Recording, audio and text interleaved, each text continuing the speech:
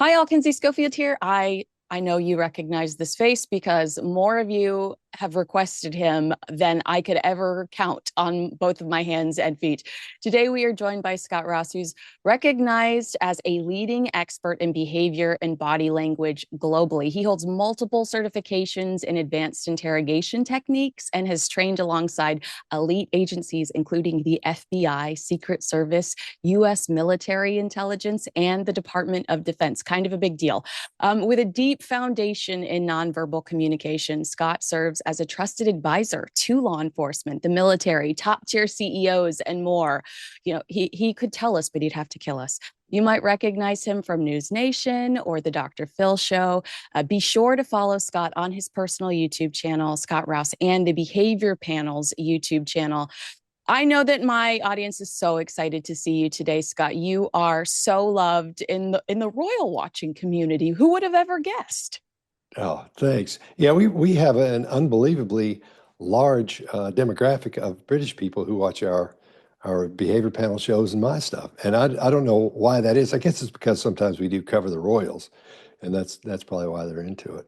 Well, your videos are so well thought out, and I love the way that when you explain what your takeaway was, you go so deep into every element of why you feel this way. So it's not just kind of like when you watch one of our shows where we're like, I think he's not telling the truth. You say, here's the exact moment where I start to question what's going on. It's the eye movement, it's the tone in his voice. And if people are interested in that, you also wrote a book. So there's so many opportunities to learn more about what you do that are out there. I want to ask you, my first question is the most ridiculous one. Prince Harry, in his BBC interview, he licks his lips over 150 times. You created a montage. I can't unsee it. What does that mean when somebody licks their lips as often as he was? He uncomfortable? Was that his way of taking a beat, the way some people say Well, that's usually a stress cue if it happens over and over and over. His baseline, now a baseline is where you watch somebody and see what they're doing when they're not under stress. They're not being interviewed. They're not, they have nothing on them or they have to think a lot about it, right? So having seen him out where he's standing there and he may be having conversations with people and some interviews as well when he's doing interviews, there's not, the lip licking is very low, very low. So the differences in them is in the baseline that we're used to seeing and the baseline or the deviations from baseline we see now are huge. So he was doing it so much, I started doing it. My wife was like, "Why do you keep doing that?" I'm like, "What are you talking about?" She's like, "You keep licking your lips. Stop doing that." I was like, "Oh, because I put that compilation together. I was watching it. It kind of hypnotizes you after a couple of minutes." And I was going like that. I'm sure it looks weird. So if I do it on here, I'm trying to quit doing that. So it's he's become a tick almost. Oh no. Well, when you talk about the baseline, because you have studied Harry and Meghan really since they stepped down as working members of the British royal family, does it surprise you at all? Because we don't have, according to Prince Harry, he doesn't like the media. So I know you're saying you sometimes see him, almost in B-roll footage where he's not talking to anybody and you're seeing him naturally engage with people. Maybe it's at the LA fires, on the scene of the LA fires or something like that. Um, does he seem to always resent the fact that he's talking to a camera? Because he does tell us how much he loathes the media. He wrote an entire book about how much he loathes the media, but he tends to run to them a lot when he has something to say. Yeah, I mean, I hate to sound like your buddy Kevin, but if you didn't like something, if you don't like being stung by bees, you don't keep sticking your hand in the beehive. Mm. So, and you don't get near them. So I don't think he has a problem with the press or the media. He just says that because he thinks it makes him, in my opinion, from his behavior, I think he's says that so it makes him look cooler. Like, I don't need this. It's like rock stars do, Yeah. and some actors do. Get away from me. I don't want my picture made, I don't want to be videoed, and they want to be, so they'll stay in everybody's minds. Yeah. So I think that has lessened lately for Harry and his wife. So maybe this is a situation where he wants to get more attention. I agree So with you because my initial reaction to the interview was he was so determined to remind us that he was a member of the British royal family. Not only was he a member of the royal family, and he can't not be a member of the royal family, he told us, he wanted us to know he was a member of the royal family that was in the most danger. And so sometimes I wonder if he's just trying to be like, reminder, I'm in proximity. And the cynic in me says, could it be because that has been so commercially lucrative for them, that their relationship with the royal family has really been their currency? But in this case, he really tries to hammer home that it's at the end of the day all about safety. And I love in the video you made about this that you talk about his facial expressions and his tone when he talks about things like his family being in jeopardy. Sometimes he kind of like laughs at the end of it, or there's a smirk on his face. And you said in your video, it's hard for us to take you seriously. It's hard for us to believe you that you feel like you're in jeopardy because we would expect for the tone to be different, more serious. yeah, I promise you, I understand what it's like to when you're in danger and you have to live that way. Not that I do or have, but I deal with people who do, and it's not funny. If you're afraid for your life or harm to come to you or your especially your family, there's no humor in that anywhere. In fact, it usually invokes anger and frustration, which is something we don't see on him at Mm. all in there when he's talking about that. He's not angry talking about it. And that's what you see 99.9% of the time. I can't think of a time I haven't seen that when talking to somebody who had a situation where they were afraid for themselves or their family, because it's not funny. It's not funny, and it evokes emotion when you're talking about it, because you're sort of reliving those situations or whatever the situation is in your head as you relay it, and it causes those emotions to come up, and you'll see those emotions on the face, and you'll see little body language cues that'll fire off. You'll see sometimes protection where their arms will come a little bit. They may cover their chest some. Their Mm. chin may come down to protect their throat, even though there's nothing there now. As they think about those things, those reactions will happen. Those cues will pop out. We don't see that. You just said something earlier and I skipped over it. So I want to go back. Talking about Prince Harry going to the media, we've seen in the last 5 months, Meghan Markle has built a huge social media following on Instagram. Sometimes I wonder, why not create your own megaphone? You don't have to sit down with the BBC. Meghan's created this social media audience. Do an Instagram live, do it, create your own YouTube channel, whatever. Uh, it surprises me, but then it doesn't, because you hear what Spotify said about working with them, grifters. Sometimes it surprises me that they don't take their own, and they don't take their own initiative to bypass some of the things that they complain so much about. Um, do you see anything? I guess this is not body language as much as it's just I saw you say in an interview that you like to try to determine what somebody's going to do next. I don't know if that's necessarily body language or how you would define that, but when you look at him and Meghan, do you ever see them, I don't know, being more assertive and bypassing some of these things that they complain about and creating a platform for themselves? What usually happens, or what I've noticed from the YouTube world, is someone will get on a path, and that's the path they follow.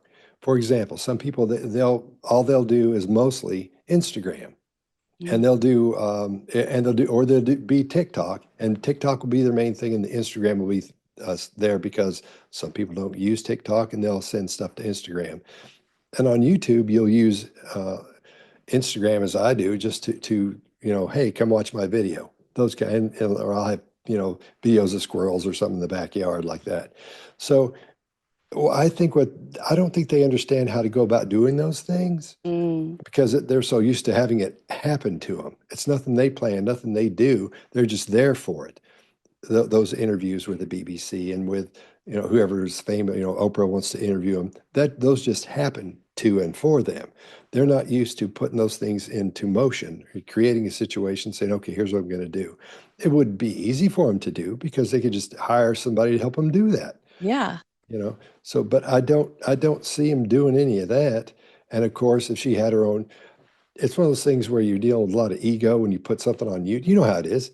Look at you. You've got your YouTube thing happening. When that first few videos you do, you go, I wonder if this is going to work. There's a lot Yeah.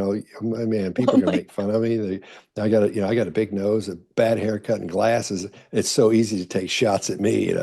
So, and you go, wow, do I want to do that? Because my mom will read that, and so will my wife. So you think about those things, and in their case, they may be too much for the ego if nobody showed up. Oh, that is such a great point. There's a wall built when they do it with the BBC. There's a wall built when they do it with Oprah Winfrey. They don't have to receive that intent, that if it's all on them, then they have access to all the feedback. So I understand what you're saying completely there. I love that answer. When we talk about you watching them over the last few years and dissecting their body language, have you seen any sort of evolution since the Oprah Winfrey interview? Do they seem happier? Do they seem more confident? Because you, again, have studied this for years now.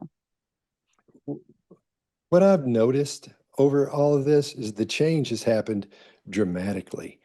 If you look if you watch the videos of Harry, let's focus on him since that's what we're talking about at first.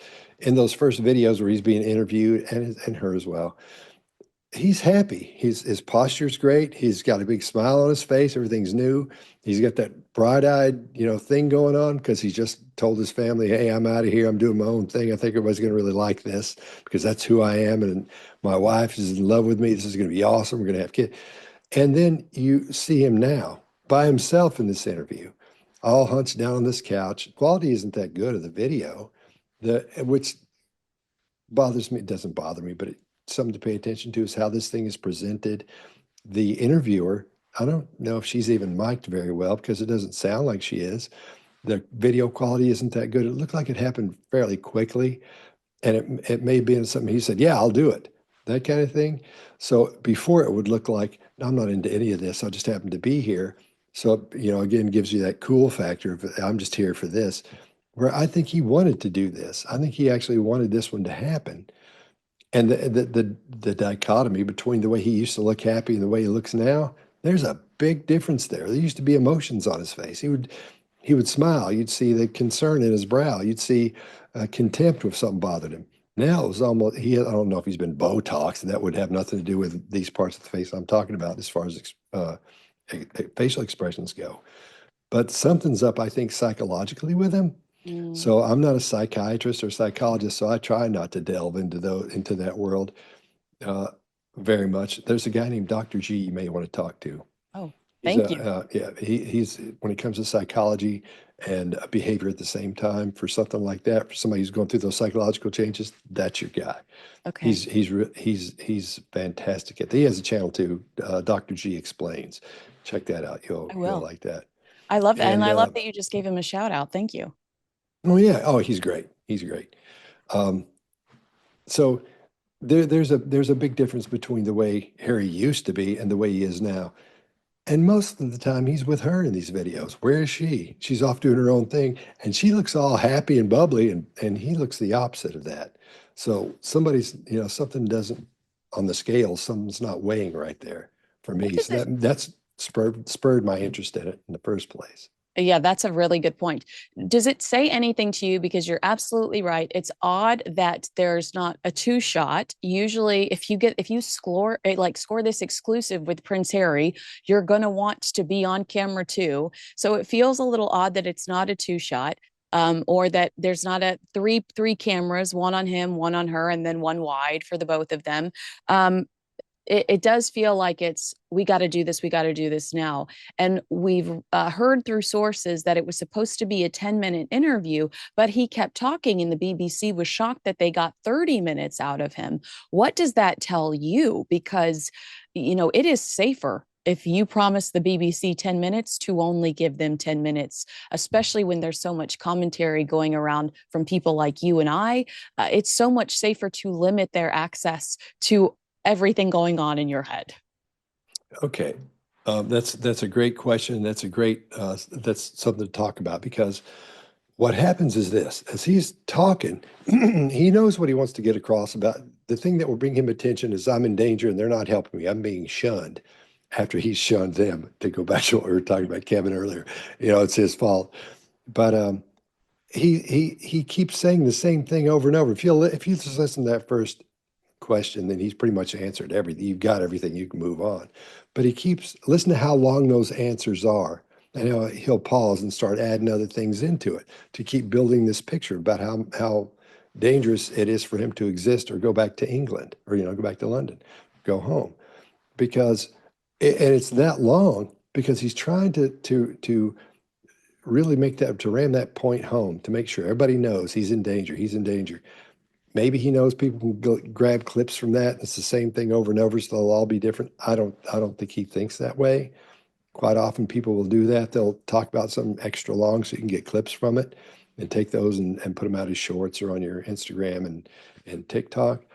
But I think he's trying to make a point there, because when she asks him a question, he'll go on, then he'll almost ask himself another question, and he'll bring up a statement and start talking about that, and it all goes back to the same thing, which is what the interview was supposed to be about. So it makes sense.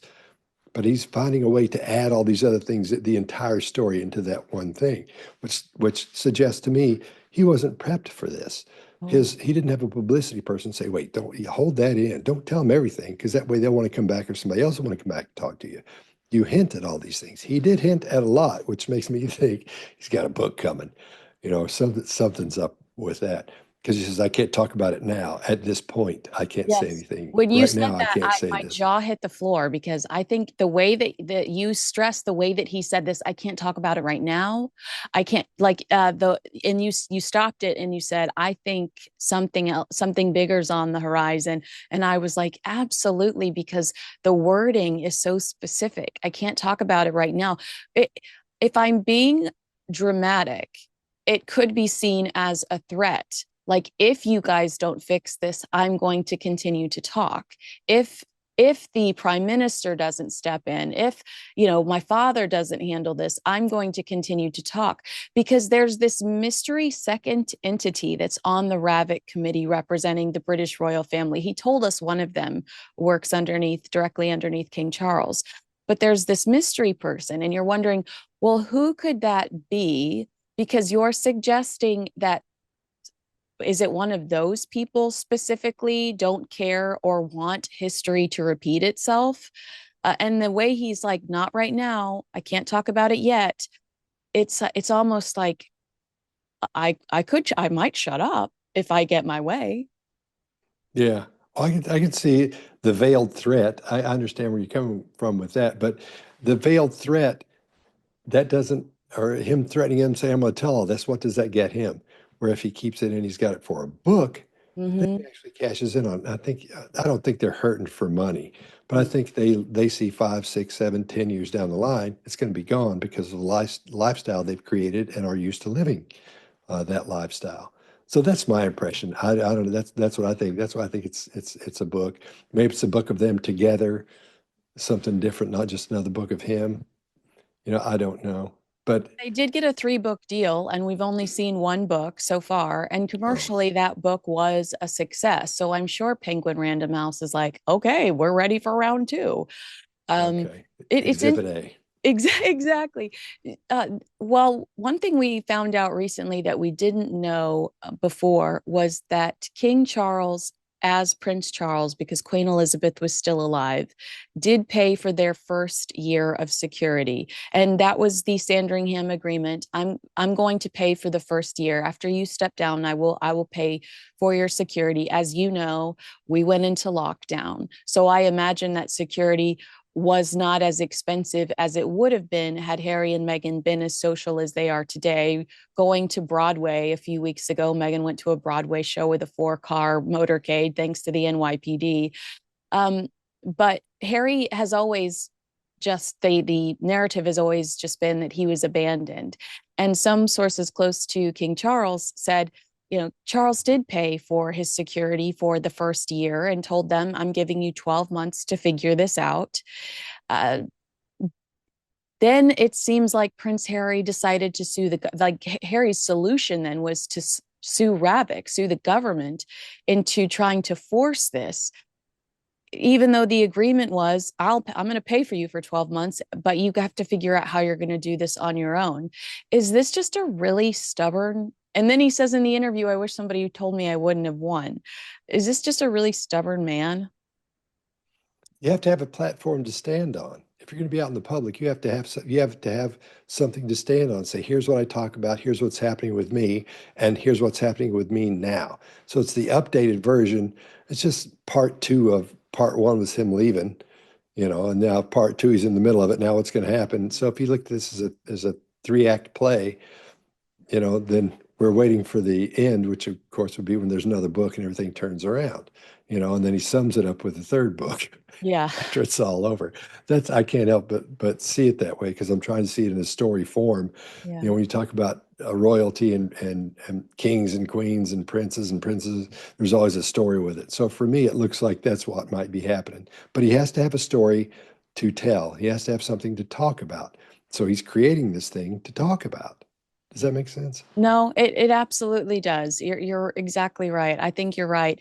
When Harry says he doesn't know how much longer his father has to live, I got asked about that a lot. And ever since Catherine, the Princess of Wales, was sick, I really hate talking about their health because I feel like it's a violation. Um, Especially when she was just so devastated and came out and said, I have cancer. And that was that was hard for us all to deal with after months of where's Kate and all those nasty headlines.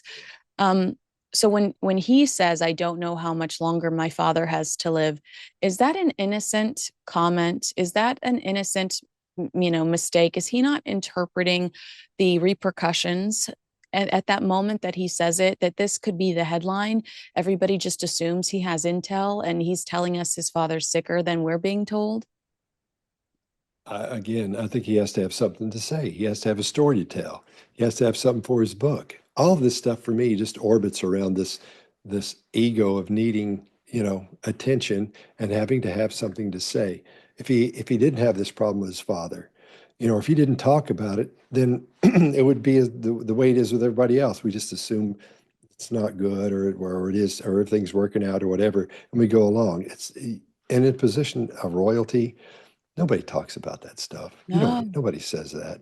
You're not supposed to do that. And I'm sure growing up, we don't talk about that outside of the house. In other words, we don't say this, you don't say that.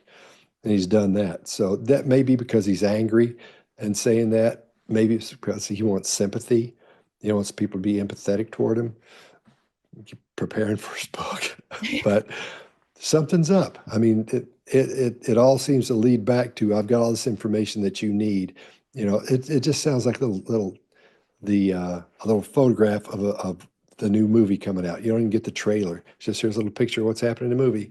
Here's another picture of what's happening in the movie. Here's another one. So you see that and go, oh, that might be interesting. Then you get the trailer, which would be the second book, and then you get the final one, the Oh my movie God. with the final one. You're so right. And it makes me annoyed.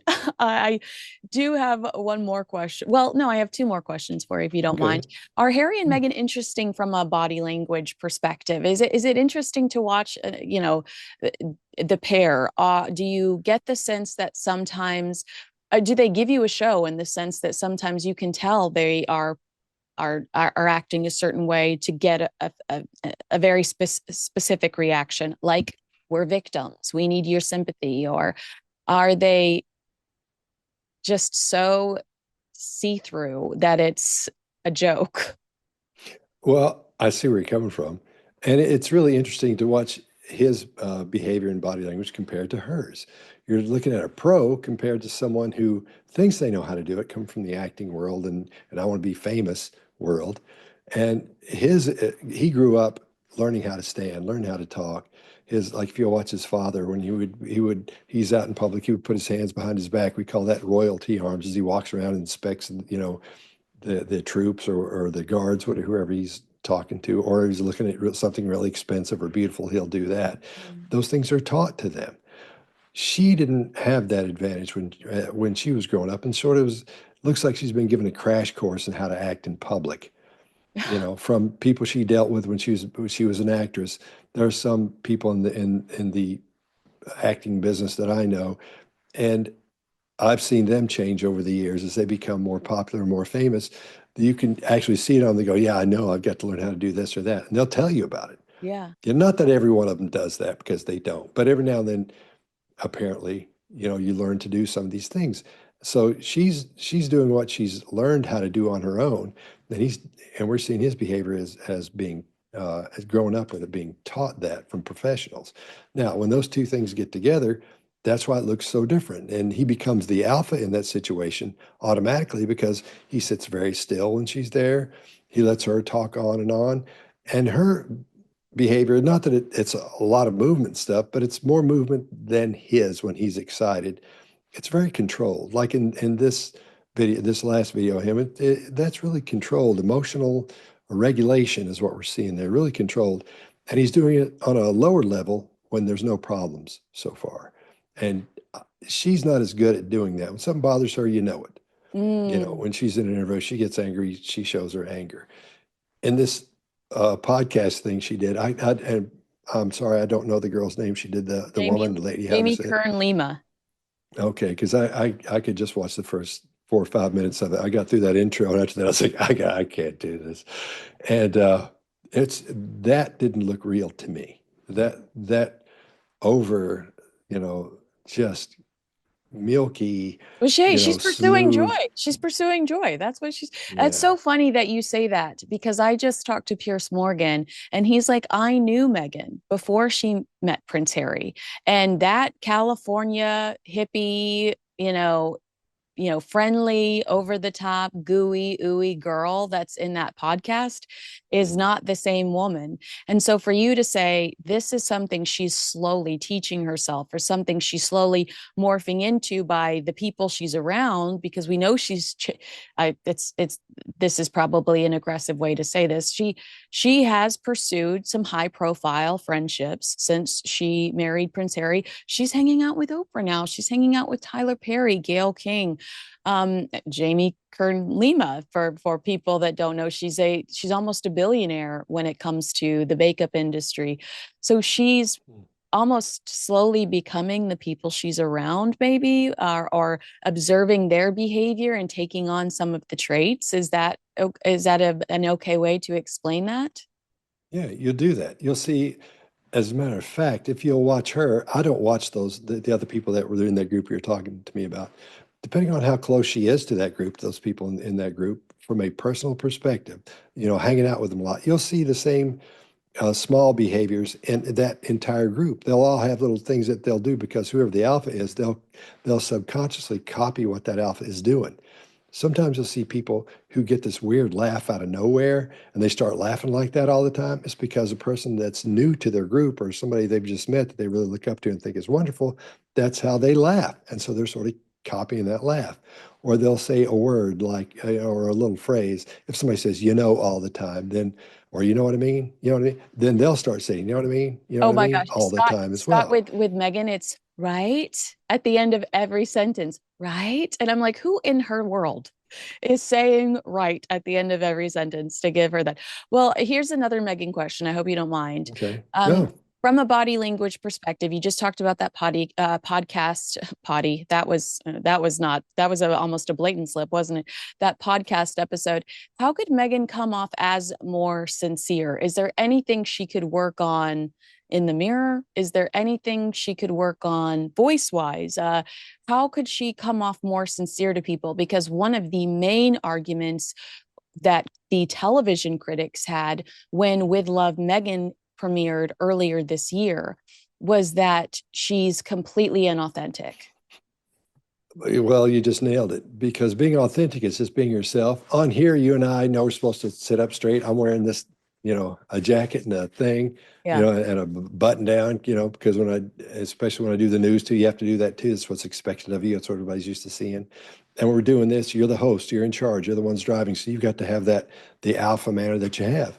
Now, when you're walking around the kitchen, if you and I were to meet up somewhere, I was like, hey, what's going on? Hey, we're going to act completely different than we look on here. Not that we're not being authentic, Yeah. but we're trying to set up straight and speak clearly. And when I'm going to cough, I mute it and do that. Where in person, wouldn't do that. So if she would knock off some of that hey and all that, that's fine. If you're trying to calm someone down who's freaking out, and you're like, hey man, listen, I know you're having a hard time or whatever. That's one thing. But when I'm talking to you and everything's okay, but I'm still acting like this, then you separate yourself from that person, as do the viewers who are watching her, because she's doing that for no reason. I mean, to help us. You see what I'm saying? So if she would knock that off and just sit around like she was sitting around her kitchen talking, man, then you'd have something. Because you see somebody with a new podcast, you know, the ones that do the best, like Shane Gillis, his podcast, man, it's doing awesome. And all he's doing, he and his buddy sit on the couch and talk. That's all they do. Uh, his buddy Matt, that's all they do is sit and talk on the couch. If she would do something like that and hold the microphone and talk, the dog comes in, pet the dog or shoo the dog off, whatever, look authentic. Yeah. That would be the key. She's being the person that she wants to be. You know what I'm saying? The one she thinks that everyone wants to see. That's what makes it so uncomfortable, because it's that lilting, yeah, and nobody talks that way in person. If she came up to you, if one of your friends came up to you and started talking like this all the time, you just be, oh man, the car's on fire. I've got to go put that out. It's horrible. I don't know what's going to happen next. The fire department, I think they're on their way. I should call them. Let's call them. If you started that, it's like, it's just not normal. You want to see somebody be themselves. You want to see them freak out. You want to see them sneeze. You want to see them rub their nose. You want to see those things because it makes it feel like you. The world is so tired of this, everything being perfect and this fake stuff. That's why people are being authentic, are doing so well. Yeah, you're absolutely right. I lied. I have one more question. Could you tell I Yeah, lied when ask I all you said I want. only had two? Could you tell I lied when I said I only had two questions? Did you see it in Yes. my eyes? Yes. Okay, so one thing that I really loved, and this came out years ago, but this is how long I've been watching you. I really loved this the Oprah Winfrey interview, or the Oprah Winfrey reaction video that the behavior panel did. And you just said something about Meghan's behavior. We can tell Meghan is angry in that Oprah Winfrey interview. She's very, I'm trying to think of an exact line, but she's like Prince Harry in the BBC interview. She's given a little, but not enough, saying that somebody said something about Archie's skin color. And Oprah's like, what? And Meghan's clearly angry, but she's not giving it all away. Um, I have said for a few years now, because there's a big question around who she really is. And listening to you, I'm wondering if I've been unfair. I've said for a few years now, I think if we want to know exactly who Meghan Markle is, go watch the Oprah Winfrey interview. To me, that's her most authentic self. But listening to you to talk to me today, it feels like that might be too harsh of a judgment for me to make. Perhaps that's not Meghan in her most authentic self. Maybe that's just her at the height of some really serious issues. Do you understand what I'm saying there? Like, I think so. is that when I say that's Meghan's most authentic self, do you have a reason to say, well, maybe not?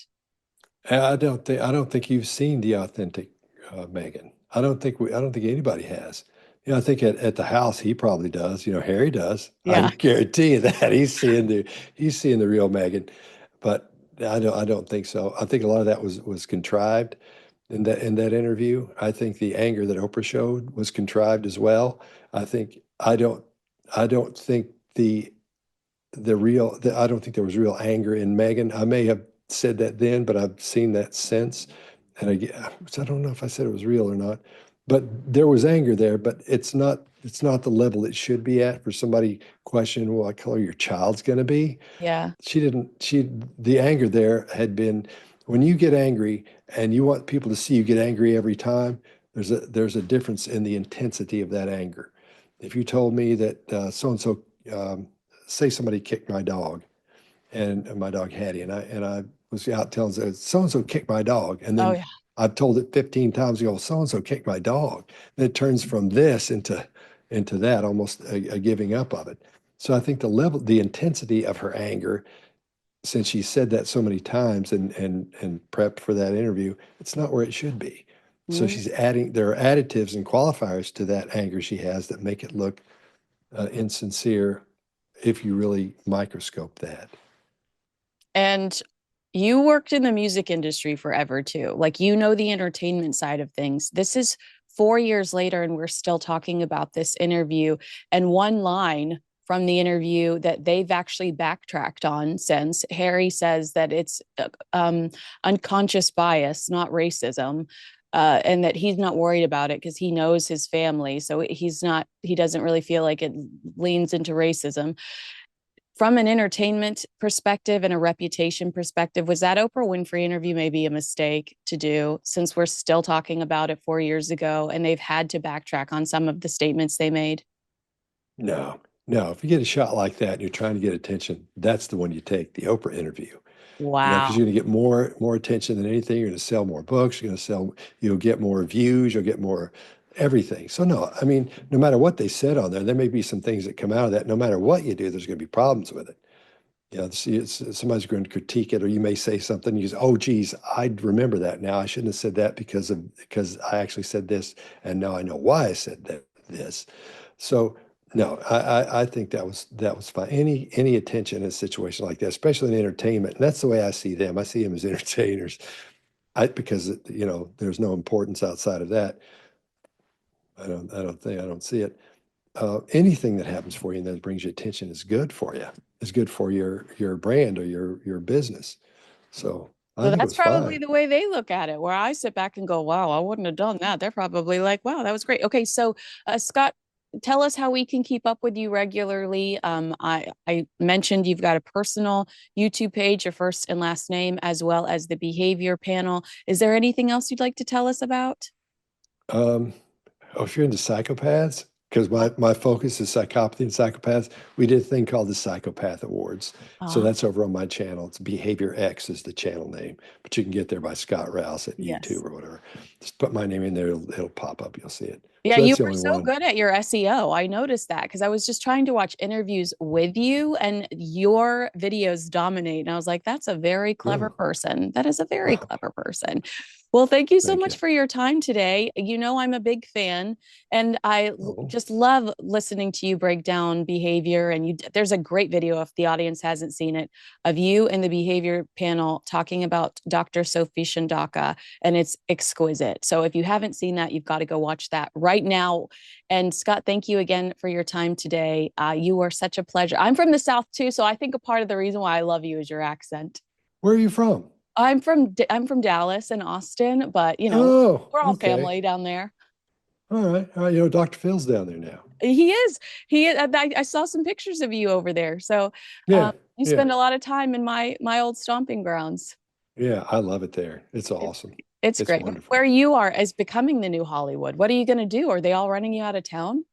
It's unbelievable. Every time I go outside, I feel like I've had something happen to my brain because something's changed. There's apartments going up where the old laundry place used to be. There's everywhere the old songwriters and the famous people used to hang out where nobody knew they would hang out. Where you go to talk and all that. Those things have all been, the floors are clean, the bathrooms are clean now, the bars are clean inside. There's nobody wants to go because it's all tourists coming to see what used to happen there. Yeah. So there's, I mean, is the Bluebird still safe? Is the Bluebird safe? yeah, but it's so famous now. I was just talking to Tracy Brown, another body language person, a few minutes ago about this, and because she had just come to Nashville, and she said, "Well, we went to the Bluebird. It wasn't what I thought. It was wonderful, but in the old days, when you go to the Bluebird, it was the artist would be there singing that song, or they'd be in the audience watching the writers sing. Who wrote that song, sing it for everybody. It used to be.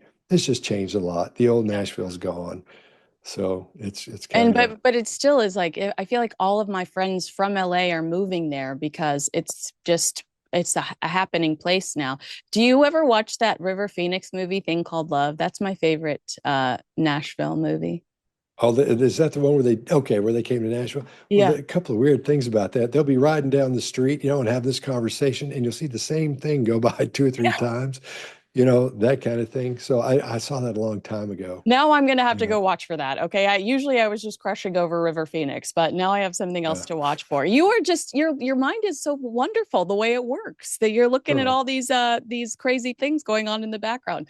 All right. Well, I won't take up any more of your time, but I'm going to put you on the spot and ask you to commit to talk to me again one day in the oh future. yeah. Oh, anytime. Just let me Wonderful. know. Thank Yeah. you so much. And I Yeah. look forward to talking to you again very soon.